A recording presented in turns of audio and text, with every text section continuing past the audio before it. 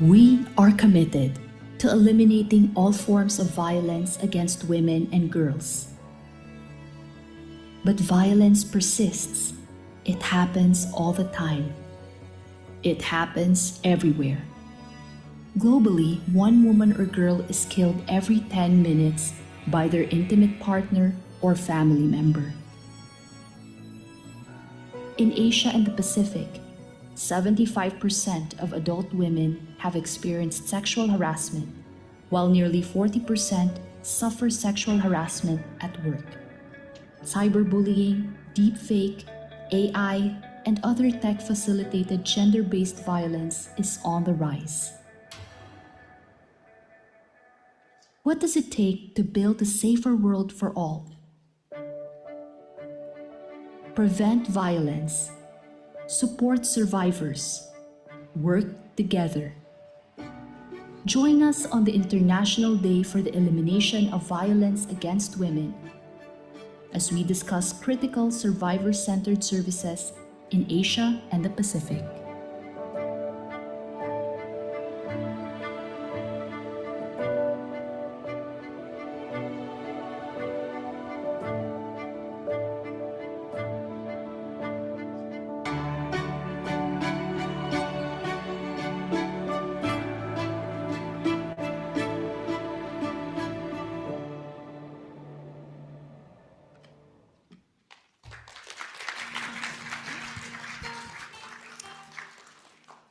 Good afternoon, everybody. To everyone here in the room, our staff, representatives of development partners, academia, and I think we might also have some students in the room.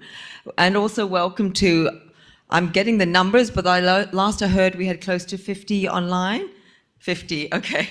I'm being given the 50 sign. So welcome to our annual commemoration on the International Day for the Elimination of Violence Against Women at the Asian Development Bank. And as you can see today, this year, we're focusing on supporting survivors of gender-based violence. We've got a really interesting panel that we will be able to share with you today, a range of insights, and we hope it will be an interactive session both in the room and online. But before we get started, I'd like to invite our Director General, Eugene Zukov, to come up and say a few remarks. And for those who are not familiar, he's the Director General of the Climate Change and Sustainable Development Department. Thank you, Sam, and good afternoon, colleagues and our distinguished guests. It is my pleasure to welcome you all to IDEVAW's annual event commemorating International Day for Elimination of Violence Against Women. Gender-based violence has a profound negative impact on survivors, families, communities, and development. It also places significant economic burden on health, social, and justice services. Our corporate strategy focus area of resilience and empowerment highlights how intersecting crises have disproportionately affected women and girls, with alarming regional trends, including higher rates of gender-based violence. Deeply rooted gender social norms and unequal power dynamics continue to perpetuate this violence. For example, in Southeast Asia, 33% of ever-partnered women and up to 68% of ever-partnered women in the Pacific have experienced intimate partner violence. In addition, up to 75% of women in Asia and the Pacific have experienced sexual harassment. Technology-facilitated gender violence-based violence is also becoming an emerging concern. These are not just statistics, they represent people's lives.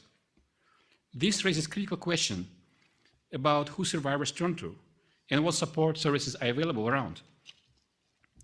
Frontline services are essential for supporting survivors of gender-based violence.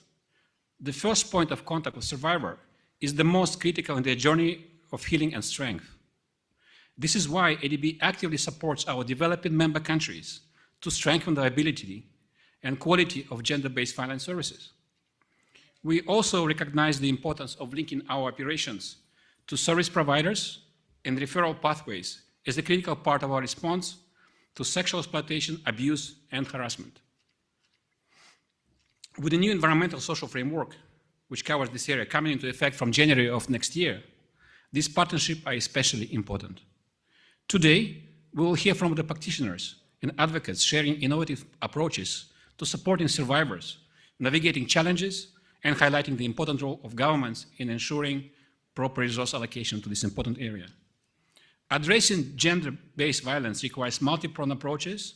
It requires broader partnership with governments, civil society, and development partners.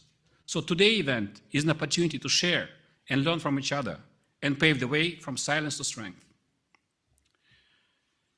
Before I conclude my remarks, this is also a special day in another way, because this is the last official event which our gender director, Samantha Hong, is attending.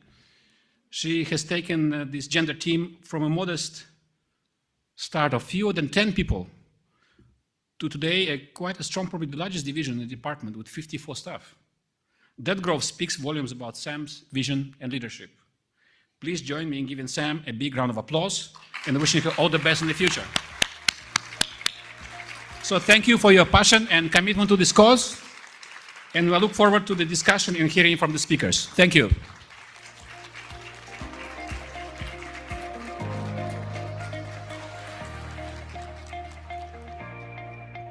Thank you very much, Eugene. That's when your boss does not follow his talking points. Thank you. It's great to be here. And I didn't say earlier that it's so nice to see everyone wearing orange. I hope those of you online have got a spirit of orange, even though we can't see you. It's a wonderful view from up here. So it's a great pleasure now to introduce the panel. We have a really diverse panel. So what I would suggest is when I introduce each of you, come up and join me on the stage, and then we will take turns in hearing from each of you. So first of all, I'd like to introduce our representative from the Philippines government. She uses Dian Camacho Mercado, who's the Assistant Secretary from the Department of Budget and Management. So please come up, Dian. You can sit wherever you like. Second, I have the pleasure to introduce Janine Cunningham, who is based in Brisbane, and she's the Executive Director of an organization called Safe Haven Community, which is, you hear about the interesting work they do later.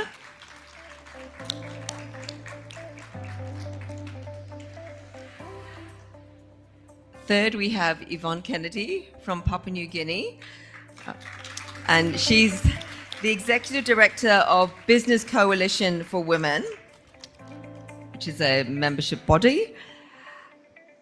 Fourth, we have what is a household name in the Philippines, Angel Aquino, she has many roles, but she's most well known for being an actress in TV and film. She's also a survivor and advocate of technology, gender-based violence, actually. So please come up and join us. And last but not least, I have my colleague, David Mazzano. Some of you may not have met him, but he is the head of our Office for Professional Ethics and Conduct. And he's been with us, 2 months now at ADB? Something like that? Okay, please.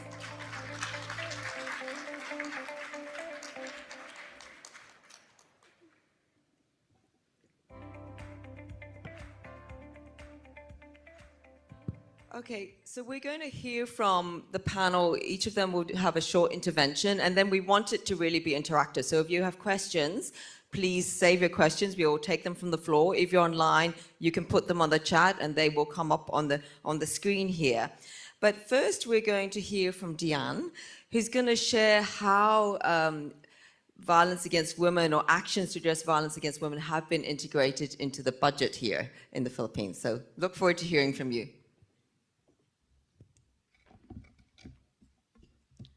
Good afternoon to everybody. So I chose to take the stage because it's not every day I get to speak to a room full of gender advocates. So thank you for this opportunity.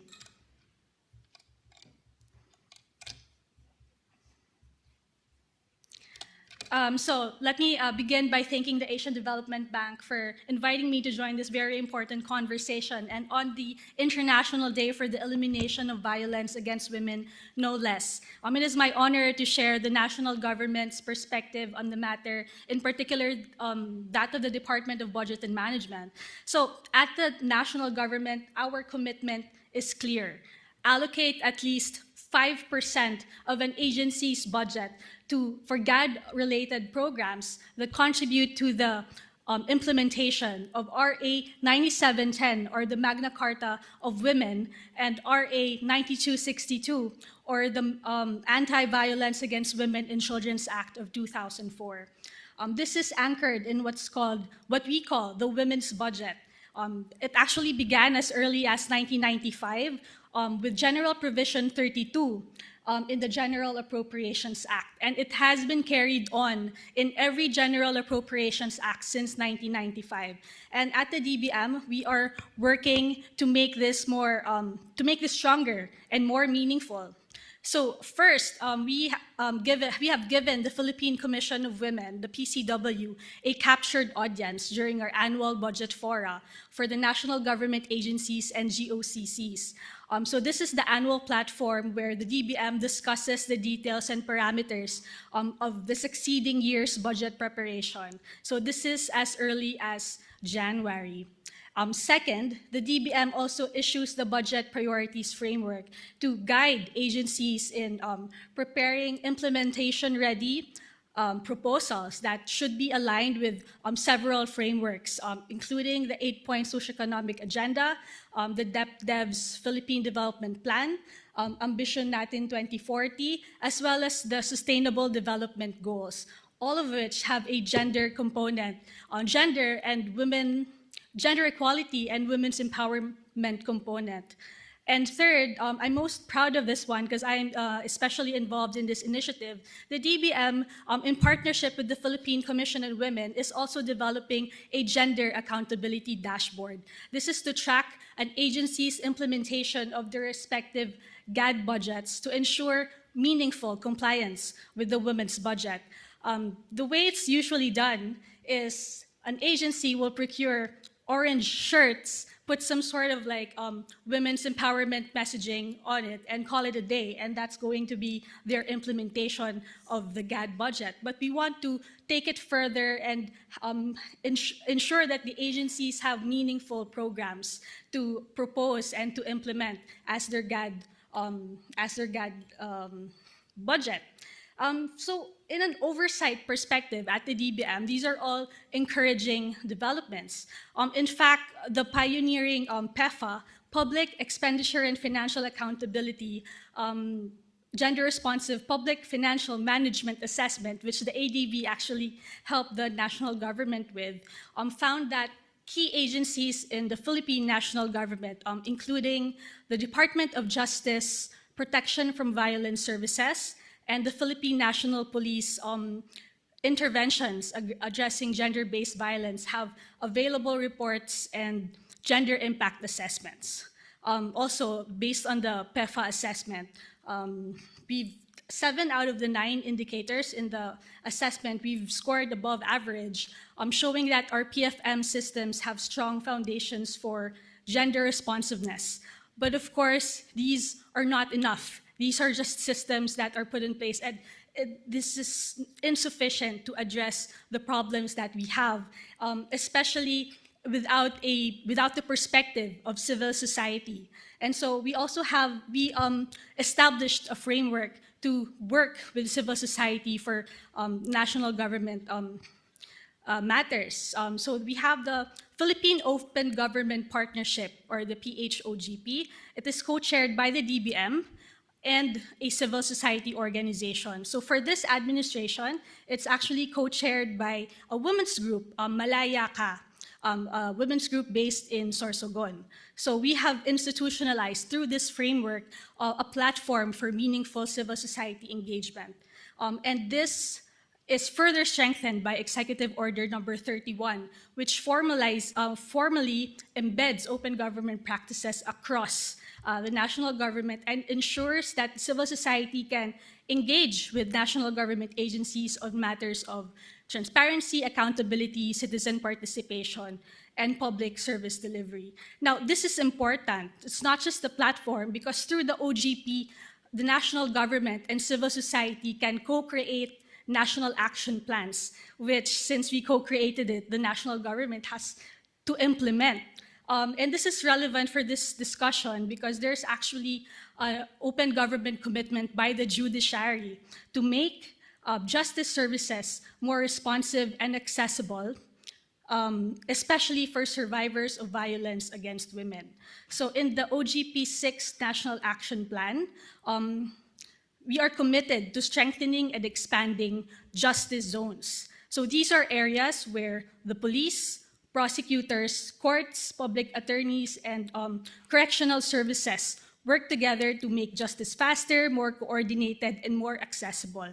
So for survivors of violence against women, this means quicker case processing, stronger referral pathways, and easier access to free or affordable legal services. More specifically, it reduces the need to repeat interviews. Sometimes you'd have to talk to the police, and then you'd talk to the courts, and then you'd have to talk to your lawyers, your prosecutors, and that repeated process can re-traumatize victims. So with these justice zones, we can eliminate the repeated interviews. And also, it will ensure proper referral to medical, legal, and psychosocial support. So this commitment was co-created civil society. So this is very important. This shows why open government platforms are crucial in matters such as this. It is also through the open government framework that the DBM organizes economic dialogues with the CSOs and economic managers. And this is practically, I think, unheard of in previous administrations, that CSOs can weigh in and talk to officials of the economic agencies about budgeting and fiscal policy. And quite recently, we also held the Women, Peace and Security Conference this October, and it was also a platform for civil society organization to ask the hard questions about our implementation of our projects. So I think I've said quite a lot. Once again, thank you for this opportunity to share the DBM's perspective. Our work continues, and I know the discussions this afternoon will further deepen our collective effort in pursuit of the elimination of violence against women. Maraming salamat.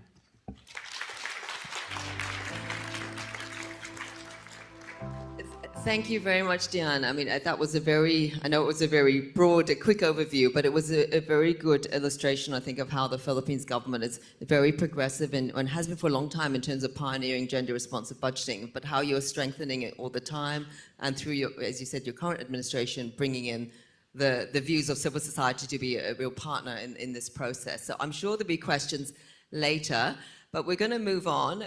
But before moving on, I just want to also just mention that we are talking about some sensitive topics in this panel. So if anyone feels uncomfortable, please feel free to step out. Or if anyone needs support, we have a couple of people, do you want to put up your hands in the room, that can be there for support? Just please go ahead and approach them.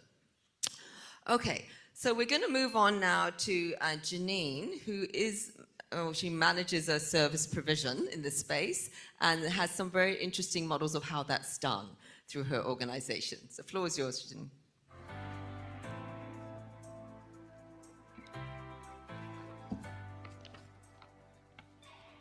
Good afternoon, everybody. Thank you for having me here, all the way from Australia.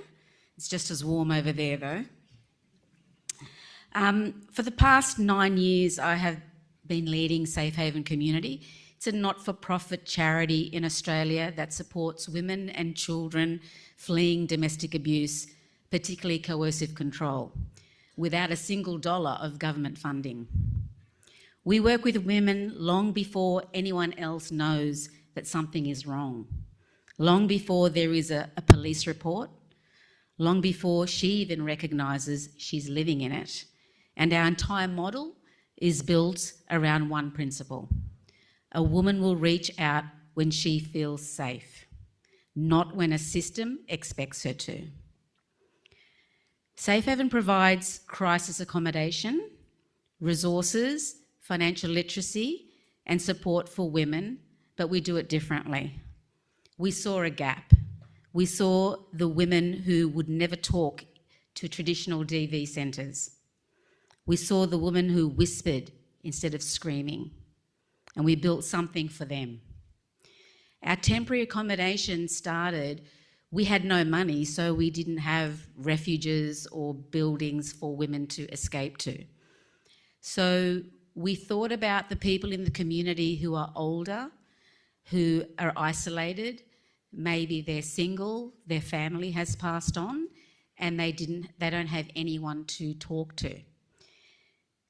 Asking for money to help charities is really difficult, but there are also other things that they need, like accommodation. So we went and did a market research and asked all of these people if they would offer up their free rooms in their home that were spare. Either the kids have left and they've still got a room there, and they would do it for free to look after these women. So when they transition out of their home into another home, it's better that they do that than going out on the streets and trying to find something that they're unfamiliar with. We currently have over 500 homes in Australia registered. We've given out over 90,000 nights of accommodation, and we've helped over 15,000 women and children, all with no money. Our most powerful innovation is our Safe Haven Emporium, which we call SHE, S-H-E. It's a pre-loved clothing store, retail store, that is in a shopping centre. On the surface, it looks like a retail store, but in reality, it's a covert operation. It's the only store like it in Australia where women can walk in, look around, and be secret enough to be able to come to us and talk to us about their issues. What happens is, in a shopping centre, because they're pretending to shop, they're not like it's going to a professional services organisation where it's a law firm or so forth. So this helps the women because the perpetrator has no idea that they're coming in to talk to us. So it's a real safe place for them. And our intention is to have one in every state in Australia. We have an average of 70 women a day, 6 days a week, coming into the store. Not all of them are in trauma, but the majority are. So it is a safe place for them to help. And we, call it like, she is an invisible doorway, and invisible doorways save lives. This model approach is based on trauma-informed, autonomy-led support. There's no forms, there's no interrogations, there's no waiting rooms with fear, and there's no 50,000 questions that we have to ask you before you tell us what you need. It's about what the women want, not what we want. The third thing is financial literacy. This is close to my heart because I've been in the financial services industry for 30 years, and we believe that financial literacy is the key to stopping domestic violence. Many women who have worked with us have told us that they've been controlled for years in financial abuse. They don't know where their money is, their superannuation, their bank accounts. They can't get into some of their accounts. Some of the women who work, the perpetrators take their wages, so the women have nothing. So even to go grocery shopping, the women have to ask the perpetrator for money, which is really sad. So we built a financial literacy program specifically for survivors to help them understand their accounts, help them understand what their rights are when it comes to their own money, their assets.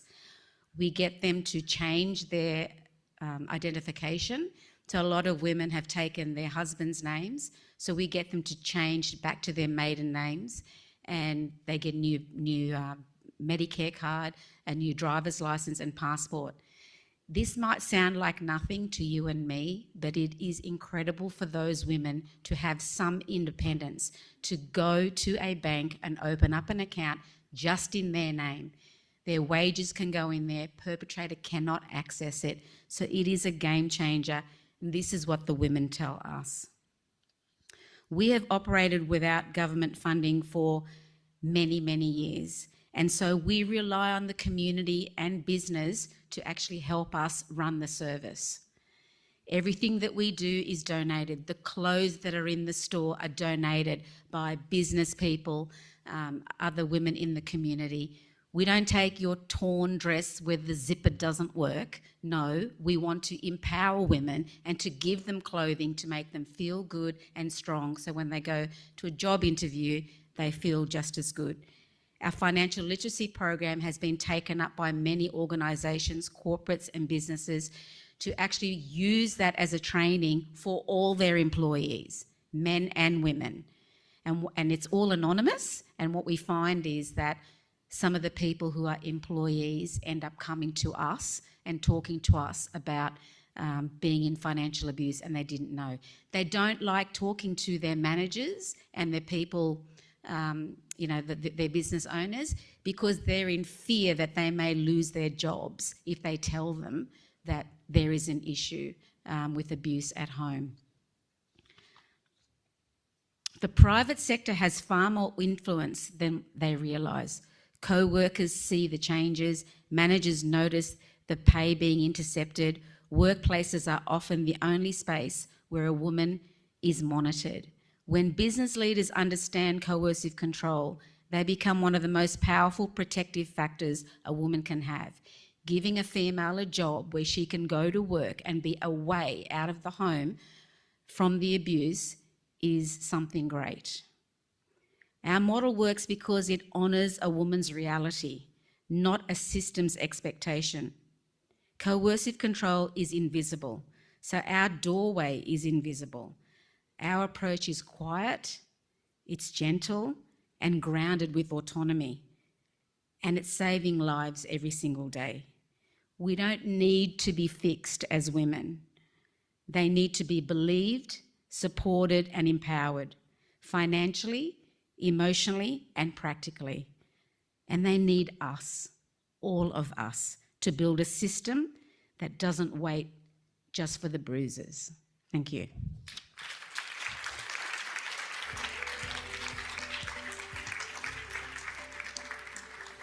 Thank you very much, Janine. That was super interesting and very inspiring. I'm sure there's lots of questions as well. You talked about the importance of the private sector, so that's a very good segue for Yvonne, who's going to now share with what her organisation is doing with the private sector in Papua New Guinea.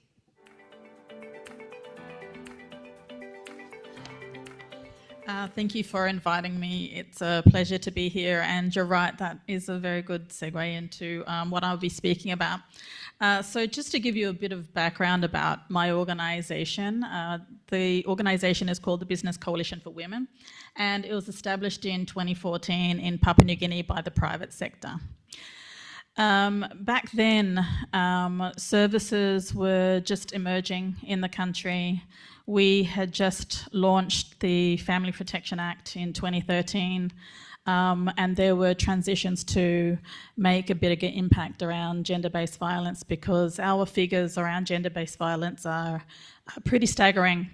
So most of you would have heard the figures: 1 in 3 women have been impacted by family and sexual violence or domestic violence at some point in their life.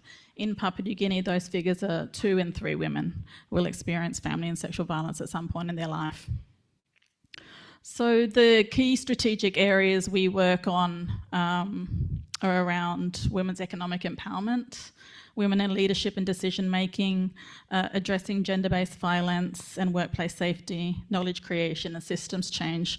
And we do all of this work to increase the representation of women in the formal sector, and particularly women in decision-making roles. So you might be wondering why the focus on gender-based violence. In fact, it's the most significant issue impacting women's progression in the workplace and even their ability to get to and from the workplace and be active participants in the workplace. So if economies, companies, governments aren't addressing gender-based violence, they're not interested in gender equality. And that's just a fact. So in 2014, we set about understanding, well, how can we address some of these barriers that women are facing in the workplace. And we looked at establishing a workplace policy. So we have a family and sexual violence workplace policy that outlines the legal framework in the country, but also establishes some provisions in the policy to help victims and survivors of family and sexual violence. But importantly, it was an opportunity for us to go into companies and train HR personnel and key staff in how they can recognise family and sexual violence. And thank you for talking about some of those forms of violence, because we are seeing predominantly coercive control and financial abuse amongst some of the things we're seeing in the workplace. But importantly, the policy also outlined how they could be doing safety planning, what other provisions they could be helping survivors go through, such as flexibility at the workplace, any type of support around legal support, time off around childcare, but also important to this is a referral pathway. So we really need to understand what the external services are, because companies by themselves cannot support victims or survivors of family and sexual violence. We need adequate and resourced services, because anyone going through family and sexual violence has a myriad of issues that they might be going through, whether it be medical, legal, they might need counselling support, childcare arrangements in these times. So we do need a whole host of services to be supporting these survivors. We call them survivors in Papua New Guinea. So you'll hear me talk interchangeably between victim and survivor. But my preference is to talk about the survivor. So we launched that policy in 2014, but actually what propelled our work was research conducted in 2015 by ODI. Research was about gender violence in Papua New Guinea and the cost to business. And what ODI found was, of those who experienced family and sexual violence, 55% had reported it affected their ability to get to work. 27% reported that FSV continued at the workplace, so either through phone calls, emails, messages, or even attending to work.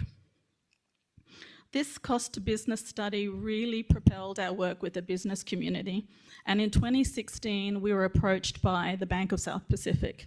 The Bank of South Pacific, if you don't know, is the largest bank in Papua New Guinea and one of the largest employers in the country also. They approached us because they had identified that many of their employees had been experiencing family and sexual violence, and they wanted to convert one of their accommodation facilities into a safe house. So those discussions began in 2016, and other providers came on board to join those conversations. Donors, other private sector companies, civil society. And what was decided was, yes, we would create a safe house using private sector support, but that this safe house would be open to other private sector companies as well as the public. Integral to this was also the establishment of a case management centre. So Port Moresby had never seen a case management centre before. And in 2018, Bell ECPNG was launched.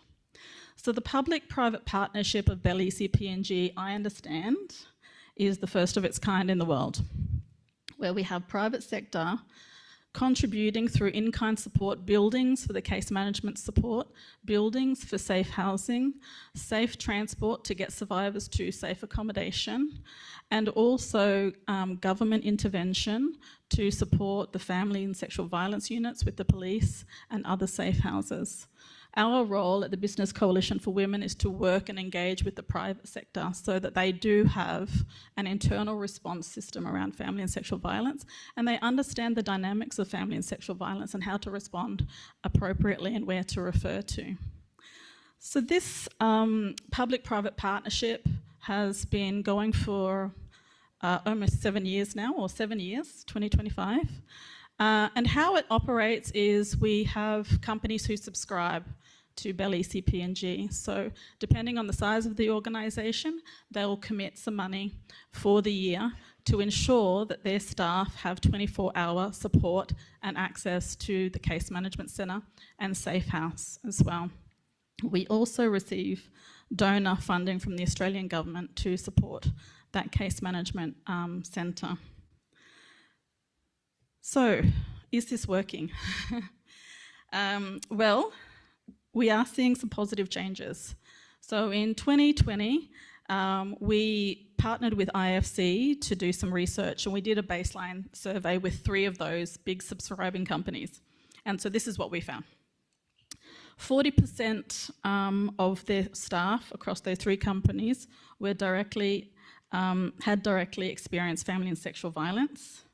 47% said work was affected, and 10 days work time was lost every year to each employee, equating to 7.3 million kina in lost wages per year, which is about just under 2 million USD.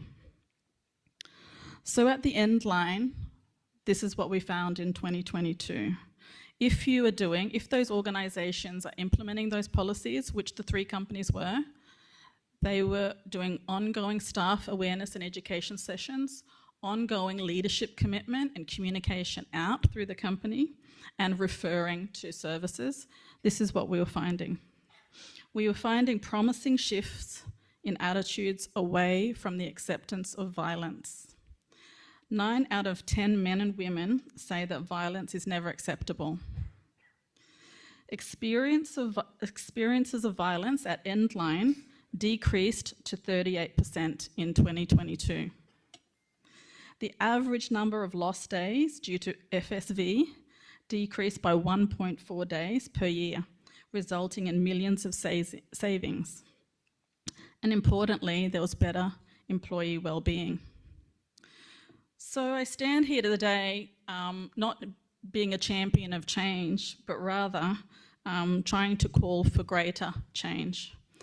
Because whilst we have been innovative to try and address this issue because it's such a significant issue, we do see there is greater calling for both government and civil society to join with private sector to address this issue.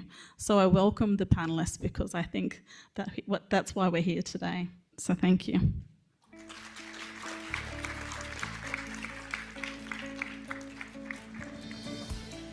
Thank you very much, Yvonne. Yes, there's still a lot of work to be done, but it's also really interesting to hear the successes. It's the Bellisi model, and how sort of that came about. It's really complementary to what we've heard. So we're going to move on now to Angel, who's going to talk about her own experience and also how she's used her role to really be an advocate for these issues.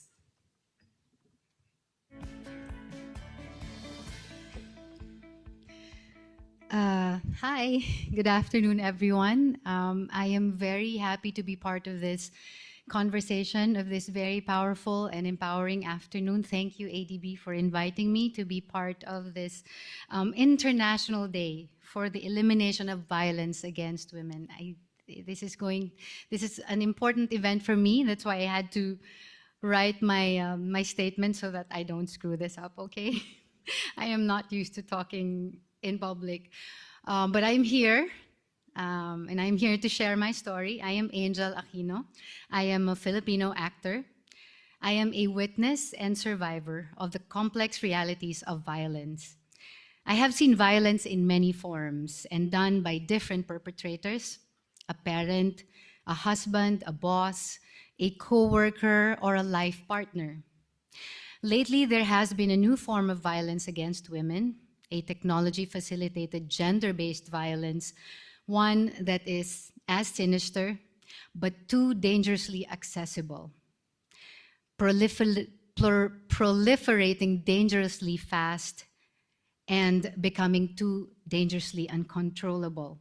It can be done to anyone, and it is terrifying that even children are not spared.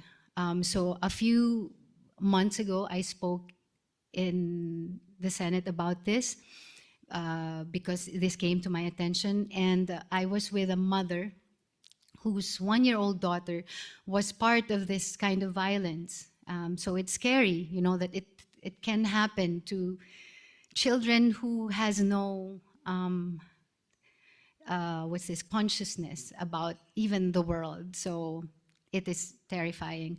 So with this kind of violence, the perpetrators are usually faceless, or worse, invisible. So who do you hold accountable? What do you do? And how do you make it stop? So as I have said, I found myself in this kind of confusion recently. I was told that my face had been used in a deep fake pornographic video. My likeness was manipulated to place me in scenarios I never consented to. There were no bruises, but I felt assaulted. It was digital, but also deeply personal. I felt disgusted, humiliated, and confused. I did not know who to turn to. I did not know what to do next. And as I was navigating through this abuse, I realized how important it was to have a support system in place. I was thankful to have a family and friends, and I was thankful that I had a recognizable voice.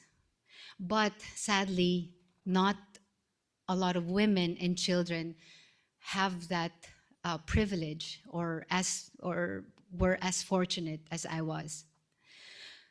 The number of victims is growing. Technology-facilitated violence is rapidly emerging as a critical dimension of gender-based violence.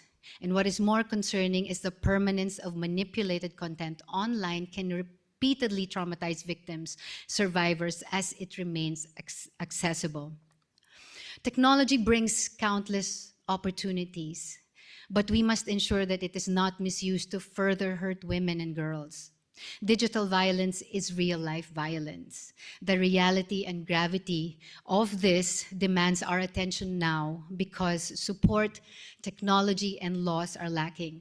But hearing from Diana today, Diana, I am happy that the government is at least doing something about this to make it accessible to more victim survivors. So I urge lawmakers, tech companies, communities, and key leaders like we have here in ADB to take concrete steps to aid advanced policies and reform. Any kind of violence is degrading and dehumanizing. So many suffer in silence. Victims, survivors do not need pity or sensationalism. We need concrete support. Access to legal advice and access to mental health resources. We need more survivor-focused support services where we can find life-saving support, access to justice, and a path to recovery. My journey from a child who witnessed domestic abuse at home, domestic abuse, and violence to an adult whose image was misused in an obscene manner, it is clear that violence against women is evolving. It adapts and takes new forms. Our response must evolve too. Eliminating violence against women means addressing the private and the public, the physical and the digital, the learnings from the past and the challenges of our future. To my fellow survivors, speaking out might be terrifying, but silence only helps the perpetrators. Seeking support might be difficult, but it is a brave step.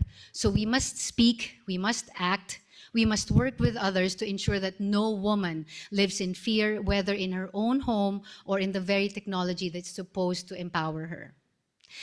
Thank you, ADB, for this afternoon, for shining light on this issue. This is a step forward and will help push the needle to a little further in this seemingly impossible task of protecting women and children. We can do this. So thank you very much for this very empowering afternoon. Thank you.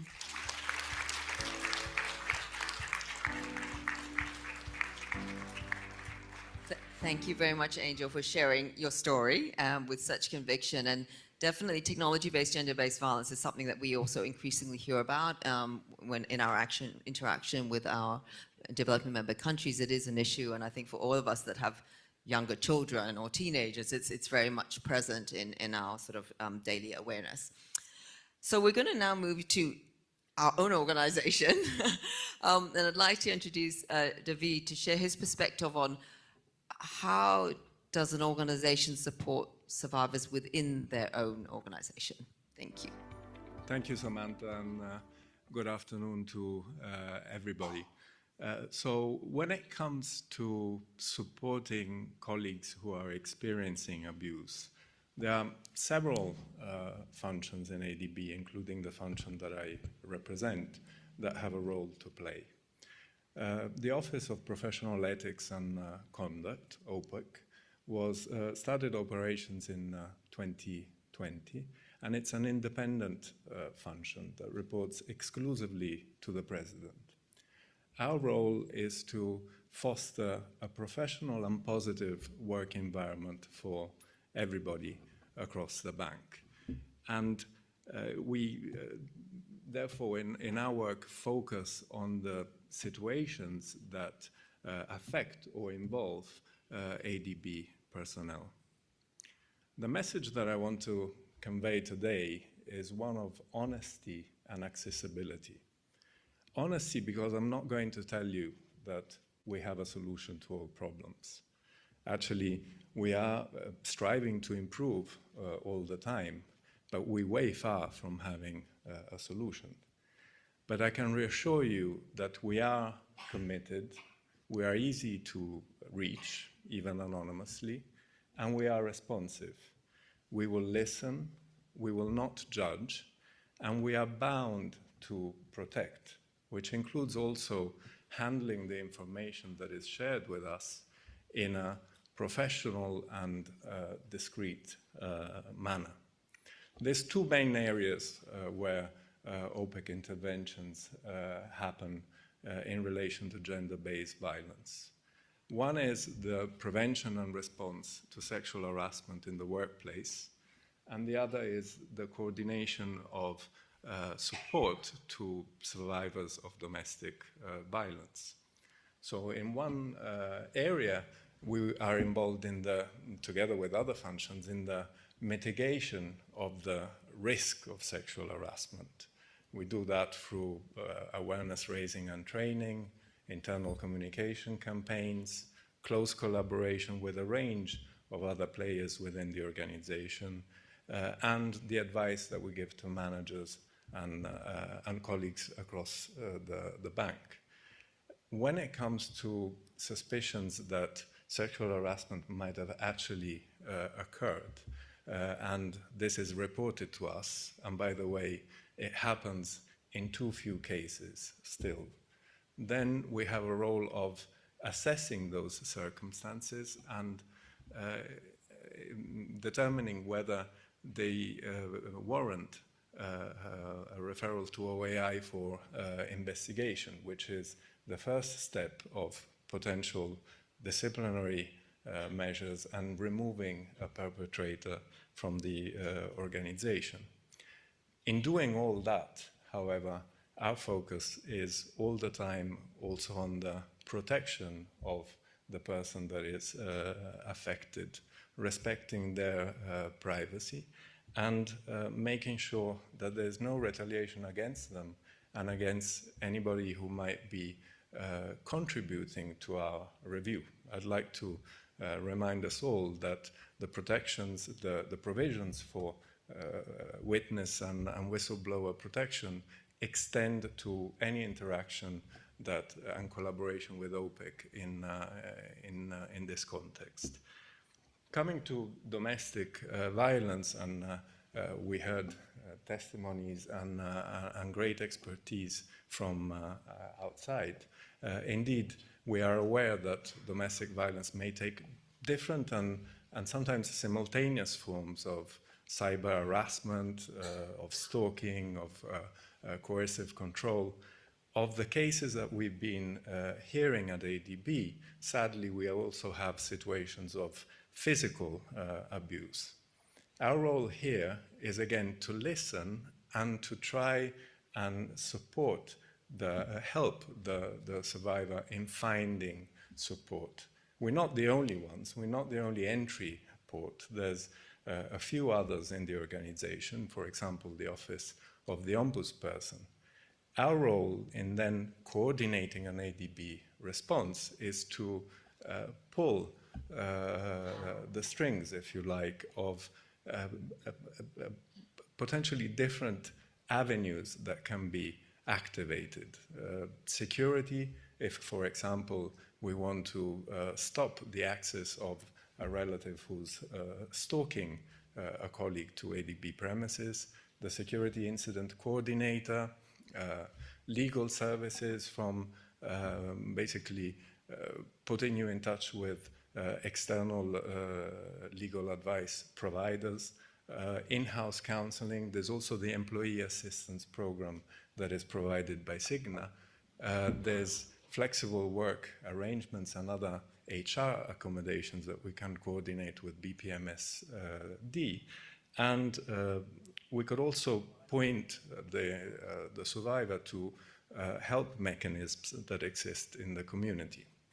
So I would encourage you to take a look at the intranet. On the main page of the intranet of My ADB, there's a section on OPEC, and particularly there's information, there's a link on domestic violence, and also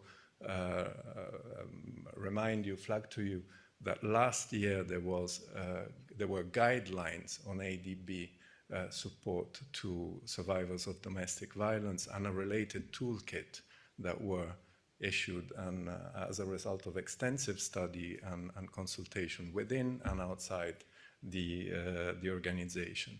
And as a final message, I would just like to emphasize that each of us can make a difference by paying attention in recognizing situations where a colleague may be exposed to abuse and referring them appropriately.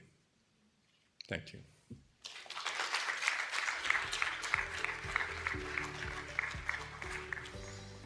Thank you, David.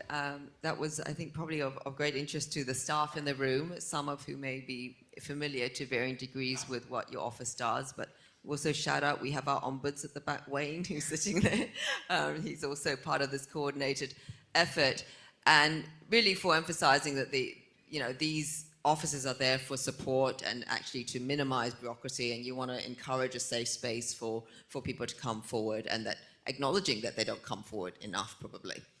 So we're going to open the floor now and online to Q&A from the audience. So I don't know if we've got anything online. I think it will pop up on the screen, but if there's anyone in the room that would like to ask a question, please just raise your hand. It can be to any member of the panel, and or we can take a few at the time. So anyone have a question?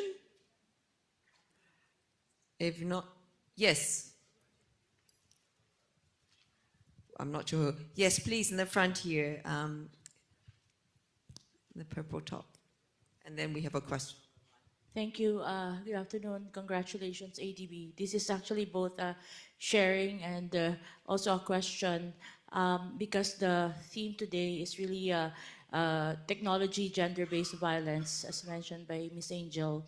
By the way, I'm Attorney Giselle, and I worked for 2 decades around the space of human trafficking and gender violence. I also served for 33 months as Undersecretary at the Department of Information and Communications Technology. And now I work as a digital safety and policy consultant to Development Gateway. We are espousing safety by design. We want to encourage companies and enterprises to develop their apps and solutions with safety in mind, focused on preventing technology-based gender violence, so that we have solutions that do not bully women and children and expose them to harm. So my key takeaway is that many of the things that, for example, Ms. Angel already mentioned, are embedded in many of our laws in the Philippines. I'm a very old policy advocate. I was part of the creation of the Magna Carta for women and all these things. One question is, how do we ensure that they really get to be implemented down to the barangay level? Because it's always a challenge. Laws are there, but implementation is another thing. And I hear a lot of good stories from Australia and Papua New Guinea, which both are actually part of our digital innovation for women advancement. This is encouraging women to use apps. Anyway, my second question to ADB is, is there a possibility that we can collaborate on safety by design, meaning putting in safety by design for gender violence with working on companies that are developing tech? Thank you. Thank you very much for sharing. So I think that was quite a broad question. Maybe Diane, you want to take it first, and if others want to come in with other perspectives on how to actually implement that, may be helpful. Hello, good afternoon, Yusek. I don't know if you remember me, but I've encountered Yusek previously. So I just wanted to answer your question about implementation, and that's why here at the Department of Budget Management, it's very important to have platforms like this, because I'm able to see government representatives are able to see best practices from other jurisdictions, and we are able to benchmark and see how we can improve our own systems. For instance, Janine mentioned financial inclusion for survivors. I'm actually part of the Financial Inclusion Steering Committee in the government. So this is, I think this is a gap. While you were talking, I was talking to my staff that no, we should do this. We should have financial inclusion literacy for gender survivors. So this is a gap that we can actually do on a policy level. About Yusek's question about implementation down to the ground, I think it's very important to partner with civil society in this respect. Of course, government especially policy-making bodies such as the DBM, we can only do so much. We just set the policy. So it's really important to partner with the implementing agencies as well as civil society that actually work in these areas. One thing on top of my head is we have the Open Government Partnership, and it is co-chaired by a civil society organization, Malayaka, that it works in the province of Sorsogon. And so we whatever issues that they have on ground, they're able to tell us, able to tell national government, and we can coordinate with the DILG to make it, to try to improve whatever is the situation on the ground. So platforms such as civil society engagement, and of course platforms such as this is very important, so that we hear what needs to be done. Thank you. Thank you. Does anyone else on the panel want to give any perspective around implementation? Just because there was a side of your question that had to do with what ADB is doing about it. It's way too early for me to be able to answer to that, particularly on the basis of first-hand experience. But your question is very timely, because just later this week I have my introductory meeting with the head of the IT department, so we can include that in the discussion. So maybe just to also touch on that question, I mean, I think that there's lots of scope for thinking about good interventions in that space, and with ADB's, I mean, the whole digital area as well as gender equality are priorities to ADB, and we're trying to sort of look for models on how to bring those two issues together. We're very aware that this is an issue, but I mean, for example, we recently published a brief looking at gender and AI, and what are some of the gender, you know, it's a good opportunity, but there's also risk there. So I think that, you know, there's lots of areas we could discuss, but it also, how do we sort of link that with the different sectors of operations? I mean, education sector, for example, is an area where it would be a lot of opportunity. So it's a big space. Are you wanting to respond to this, or sure?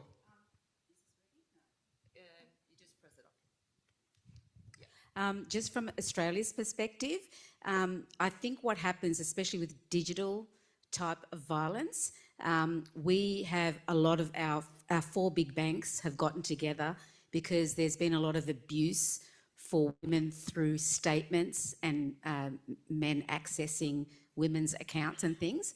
The sad thing is that unfortunately things like that have to happen before actually people get together and say, hey, people from our sector, we know what happens. And it is really difficult to try and get corporations and governments to work together to finally tell them that this is happening. So in Australia, I'm proud to say that the government and the banks have got together to try and stop that, because the women are quite emotional when they go through this. So when they get abuse digitally on their statements and things like that, it's really hard for them to cope with. So people have to get together. Banks really have to take, the first step in saying, no, we're not going to do this. Also, what they are doing is when you open up a bank account and you might have 2 people to sign on the account, what happens is usually women and men have joint accounts, and it's either to sign on the account. So I know I shouldn't say this in a bank, but when people come to us at Safe Haven and they say, oh, I don't have any money, and I say to them, do you have a joint account? And they say yes, and I say, go and take all the money out now. Sorry. But the women generally, 95% of women do the right thing. They don't do the wrong thing. With men, it's the other way around, okay? So they will take the money out if you don't. So I say to the women, if at minimum, take 50% out and leave the other 50%. Generally, they will come back to us and crying, saying, guess what? He took all the money. And then we try and get them to contact the bank and tell them there should be a protocol with all the banks to say, if a female or anybody rings up and says, I'm in domestic abuse, there are issues, can you put a hold on my account? Which is the last thing a female is thinking about, right? They should have protocols in place to say, okay, if this happens, let's flag this. There has been times where people have sold assets and forged women's signatures to sell things, and women miss out on those things. So when I say lightly, take the money out, really you have to think about your assets, because women have got nothing anyway when they leave if they're in financial abuse. So I think it's really important for governments and organisations to get together and stop that for the women. Thank you. So we have a question coming online, which is also for you, Janine, commending your emergency housing model. So the question is, how long on average are these homes usually needed for survivors before they move on? And is there any difference in finding emergency housing for women that have children with them? And maybe if I could just add on a PS question, because I heard that you also work with Airbnb, if I'm not mistaken. And so it'd be interesting to hear about that as well. Okay, so what we do is when people donate their spare rooms, we go through a process of asking them, what do you want? They might say, look, I can take somebody for a weekend or 7 days or 7 months. So we put that into our system and then we marry it up with whatever the women need. So it just depends on the community as to what they will give. We also have organisations that we work with, real estate agents who have their investors purchase properties, and they will only rent those properties out to women in trauma. So people from us, so we can actually send those after they've stayed with the people for a week or however long. We can contact those real estate agents who will contact the investors, and they will actually give these women priority. Because I think in Australia and everywhere else with the cost of living, rental crisis is huge. So just for ordinary people to get a rental property is not easy, and the prices are skyrocketing. So for women in trauma, it's very difficult. So we work with government departments, the housing department and so forth, explain to them what's going on. We give them letters of recommendation if they've come through Safe Haven, so they can give a reference. Because if you've been married for 20 years and you've been abused in all that time and then you leave, how are you going to get a reference? There's no references. And the real estate agents in Australia want you to have 3 references.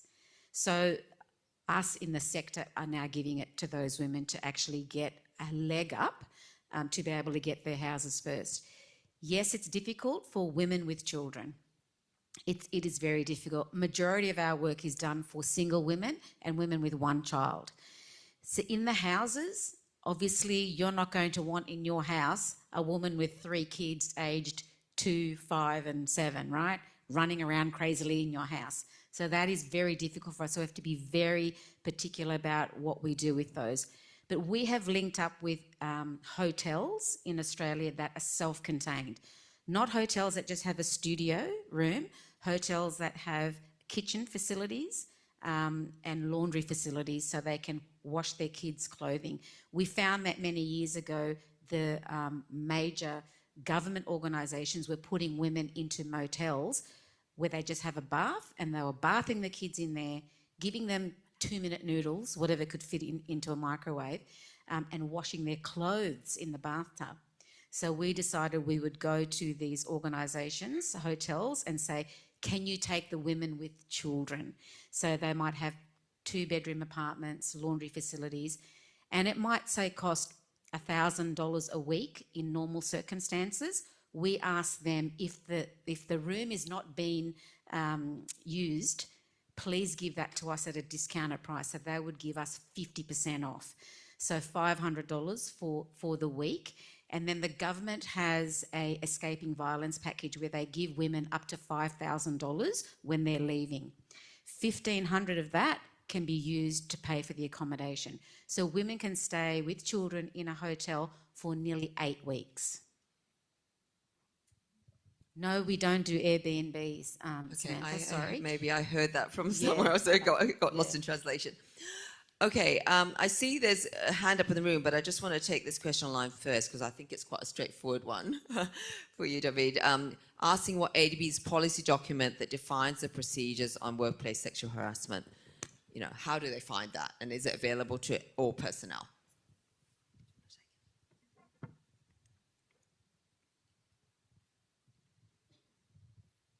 Is it on?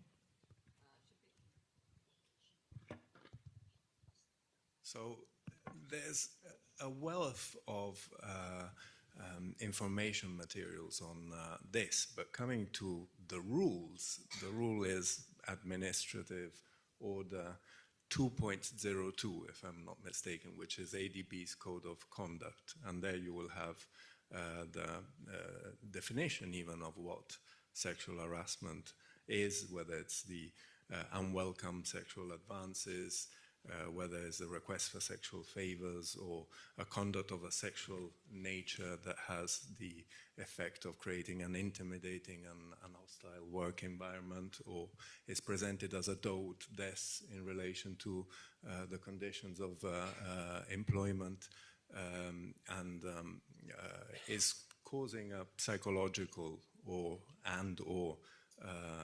physical harm. So that is like the legal side, the regulatory side of sexual harassment. And also in terms of the protection, it is extended to everybody who is affected by, in the sphere of sexual harassment, by behavior that is allegedly committed by a staff member of the organization. So it could be a contractor, for example, who is suffering it on the from a staff member, and that is also because it's staff members that we can actually take actions against as an organization when it comes to disciplinary measures and so forth.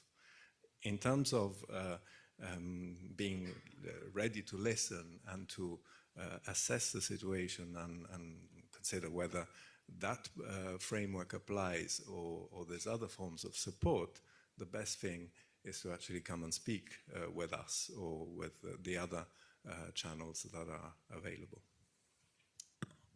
Thank you. So Alice, yes, you got your hand up. We'll take one from the room and then we can go back online, please.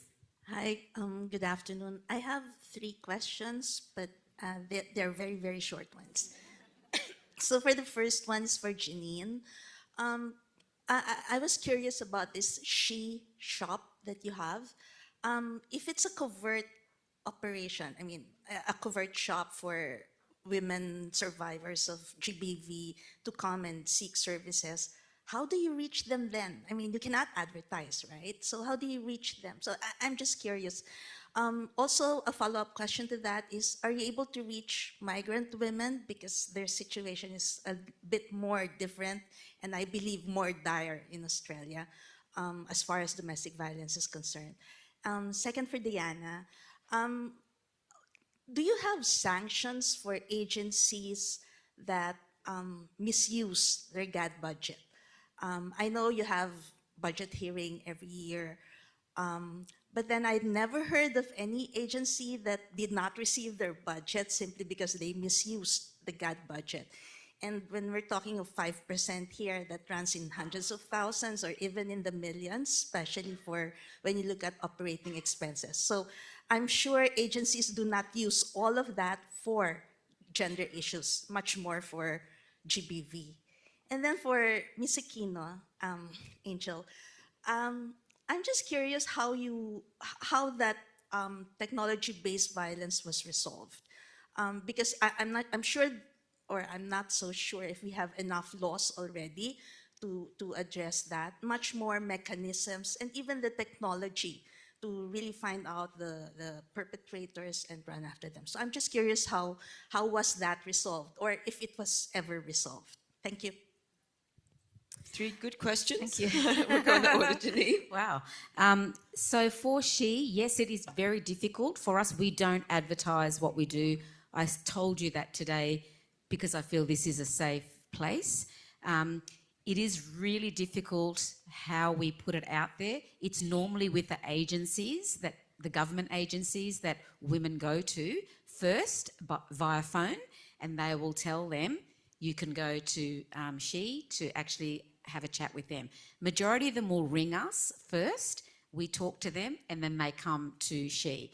The people who come in to She and purchase all the time, we talk to them. They don't leave the shop, they love it. So they're chatting away to us and they tell people that they know. So usually that's how it works, is that people who come in know people who are in it, and it might be a sister or a mother, and they tell us about it, and then we say to them, yes, tell your children or your sister, and then they will come in and access us from there. And from a multicultural point, Australia is very multicultural, and we have a lot of people who come into the country. I just had a lady from a couple of weeks ago from New Guinea. The husband was working for BHP, and of course he met a local, married her, brought her back to Australia, away from all of her family, no support services whatsoever. And of course then the abuse started and she just had nowhere to go. She couldn't go back. So we showed her, now in some countries, like I'm an Indian, so from the Indian culture, it's really difficult for them to go back home. You know, they're ostracised by their family, so that's very difficult. So we have a huge Indian population in Australia, and we have to help them stay and show them how to move on with their lives. This particular lady from New Guinea, she wanted to go back, and the Red Cross in Australia offers money for people who have no access to any funding in Australia, and they give them, it's up to $5,000 for them to go home. So if they're able to, they can do that. So it depends on each culture and what they like. For the Indigenous culture in Australia, it's worse. It's like 32 times worse than an average person. And the reason is, I mean, I'm from Fiji and we talk about coconut wireless. When you tell somebody something and then half an hour later the whole town knows about it. Well, with the Indigenous community, it's worse because everybody is related. Auntie Jack knows, you know, blah, blah, blah, and it just goes on. And they just tell each other, hey, do you know, Mabel is over at, Auntie, Mavis's place or whatever. So they find out. So it's really difficult for them. So that is a particular segment that we have to be very reliant on other organisations to help us navigate the system.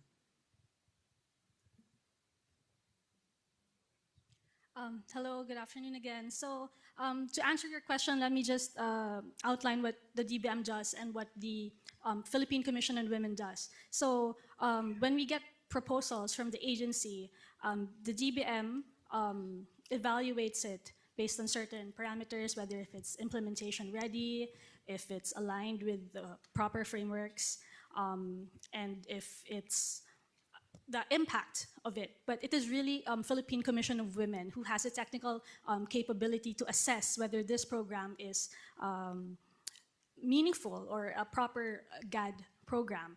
And so that's why we are working together with them to develop the GAD accountability dashboard. So our hope with the GAD accountability dashboard is to be able to track the implementation of an agency's budget and whether their implementation is actually meaningful. And what that will happen if we have access to this data is we will not give them the budget if we see that it goes in the budget preparation. So if the previous year that you misused your budget or it did not go to where it should be or it did not utilize it properly, then for the succeeding year's budget preparation, we hope to have that data so that it can guide the Department of Budget and Management whether we will give you GAD budget or not.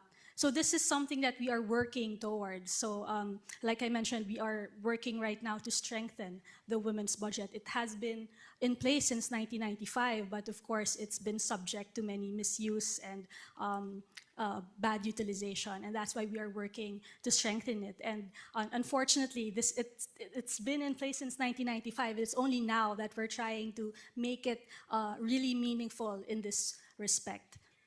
I hope I answered your question. Hello. Hi.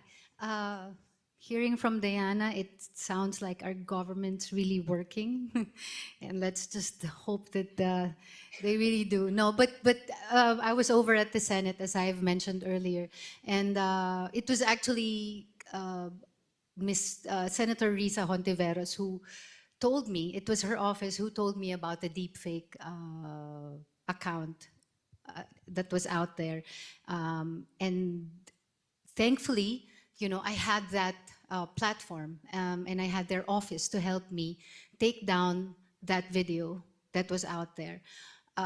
Sadly, it is not the same for a lot of women and children here in the Philippines. First, they have to find their voice, and second, they have to find the courage to say that they are suffering as victims, or that they are victims of this kind of abuse. It was, I'm very thankful that they were able to help me take it down. But during the Senate hearing, I remember there were a lot of agencies from the government and private sectors that were working towards creating laws and to regulate this kind of abuse on women, online abuse. But to answer your question, yes, that was addressed, and they were able to take down the video. But may I just speak as a survivor? I wish that we can adapt the kind of support that Safe Haven gives their women, because I remember when I was a child, I saw my mother go through that. And she was very helpless. She didn't know where to go. But if we have support, like real, concrete support like that here in the Philippines, like Safe Haven here in the Philippines, women would know where to go, who to turn to, and they have a safe place, you know. Because I remember my mother, you know, just had to endure all of it. Until we were older, and until she was able to finally empower herself and try to make some money for herself. But of course, that had to be without the knowledge of my father. Thankfully, my father back then would only come home on weekends. So weekdays, she would be selling, you know, little stuff, eggs and fish sauce, and, you know, make polvoron. So, and that little by little was able to help her, I guess, be financially empowered. But see, she had to take it upon herself to get herself out of that situation. But not everyone, not every woman has that strength. So for those who are scared and who feel that they don't have the voice and the strength, it's a big help to know that they have there's support that's available to them. That's all I'm saying. So I'm yes. happy to open Safe Haven here if anyone wants to help me. Okay, so I know we're running very quickly out of time, but we've got one last question I'd like to ask Yvonne, because also she hasn't responded to so many questions about the BELIC public-private partnership. The question is if you could please share a bit more about who the different organisations are and what they actually do.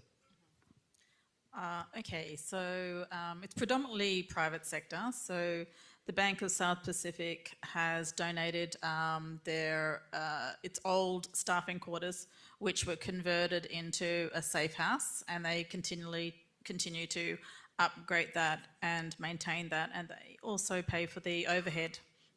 We have another company called Steamships who's been in the country for over 100 years, and the same thing, they've donated a property and they cover the rental and the overheads for the case management centre.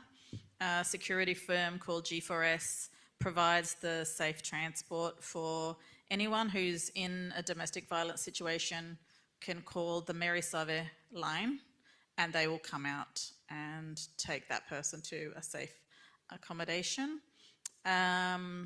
The facilities, so the Case Management Centre and Safe House, are operated by a not-for-profit organisation called Family PNG, and our organisation does the policy work, the private sector education, and we have NCDC, which I guess is like a local council or city council, and they are also part of the partnership, and they will support other safe houses when need be, or the police.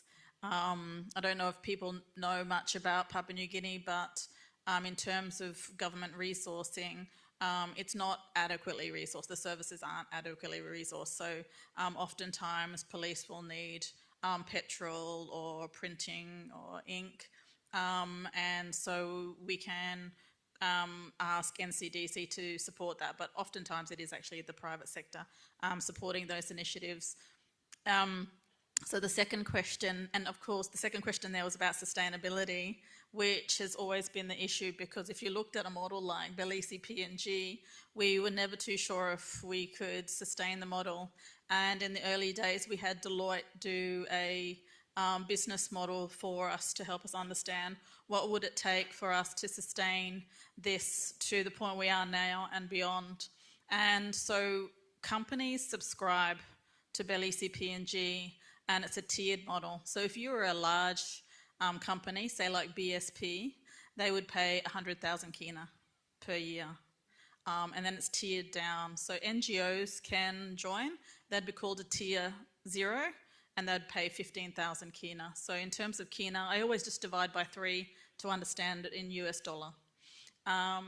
So in terms of the funds that come through the subscribing companies, the outflow of that goes into the safe house predominantly, and anything that's left over will go into a sinking fund. And so that sinking fund is managed by a board, and I'm part of that board. And we've created now a new organisation called BELIC PNG Inc. So it's going into that transition now. And so really the new executive director we're appointing has the wonderful role of trying to sustain this public-private partnership into the future. And what that looks like, we don't know yet, but I'm imagining that the subscription will continue. It might also take on a fundraising model, and the Australian government funding will probably die down, because that is inevitably what will happen. Yeah. So it's a work in progress. Okay, we've run out of time for questions, but I'm not sure, you probably don't realise, but we've had some artists with us that are illustrating this event. So Desiree, please, she's going to show us what she's come up with. She's got to connect. Desiree is from an organization called Tofu Creatives. They're graphic illustrators.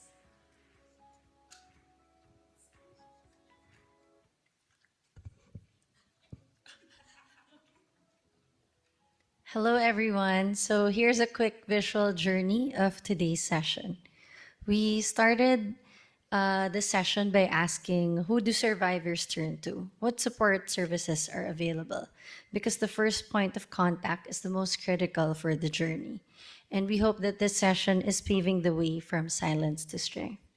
And then Diana highlighted the Philippines' work on allocating 5% for gender and development, having the Philippine Open Government Partnership, which allows civil society to co-create policies, the important work on expanding justice zones, providing coordinated and accessible support to survivors. And then Janine discussed how Invisible Door saves lives and how a woman will reach out when she feels safe. And also the important role of financial literacy and how it's so important for us to create systems where survivors are believed, supported, and empowered. And then Yvonne discussed their programs on training businesses to identify and support survivors, having a case management center, creating a safe house from private sector support, and there must be a call to a greater change and greater collaboration across different partners. And then Angel shared her experience and also asking, what does accountability look like when perpetrators are faceless? And how silence only helps the perpetrators. She also emphasized how children are also at great risk for this, and survivors don't need just pity or sensationalism, but the need for concrete support, and this includes legal support and mental health services. And then David discussed their internal processes in ADB and how this is about listening, supporting, honesty, accountability, focusing on protection, providing programs such as counseling, flexible work arrangements, and ending with the message that all of us can pay attention in recognizing abuse and referring survivors to support. So that's the big picture of today's session. I hope that this visual can make more people feel seen and heard and understood, and it can also help to contribute to pave the way from silence to strength. Thank you very much. Thank you. Thank you so much, Desiree. It always amazes me how they can do that. It's like some amazing talent there. And we can certainly make that visual available to you. So it's now my job to, I guess, say some thank yous. Unfortunately, we've run out of time. We always run out of time for the conversation. But please join me in thanking our amazing panel. So starting with Diana, Janine, Yvonne, Angel, and David in the order they spoke. I think it's been really interesting hearing the complementary perspectives here. I mean, there's so much that come through, I mean, in terms of the innovative approaches, the complementarity, the themes about needing to work in partnerships. I mean, you all talked about partnerships in some shape or form, but, you know, the importance of building on that, and also the importance of a survivor-centered approach being central to all of this work, and that also takes many different shapes or forms. Also about the importance of collaboration. So, you know, collaboration in this, I just also want to acknowledge the collaboration in this kind of event is really important because we collaborate obviously between our two offices, but we also have the Office of Safeguards outside that has their little exhibition around addressing sexual exploitation, abuse, and harassment. We also have our Department of Communications. Who else do we have? We have EMU, who just helps us with events, library services, the Philippines country offices, and also our International Women's Committee. They all contributed ideas to this. And last but not least, thank you, Eugene, for being here. I know you're very busy, but thank you for spending your time with us. And the team, I want to thank the team. So Edwina, Rich, Mikey, who else have we got here? I'm going to forget someone. Andrew, who's helping on the Zoom, Noel, and I hope I haven't forgotten anyone. Thank you for being here. Thank you for those who joined us online. We're going to take some photos now. Well, photos of the panel, but also photos of all of you. And I think our photographer is going to show us how to do that. And then we have refreshments outside. So, are you the photographer? Okay. So we follow. I think we're going to take one of these backwards ones with everybody.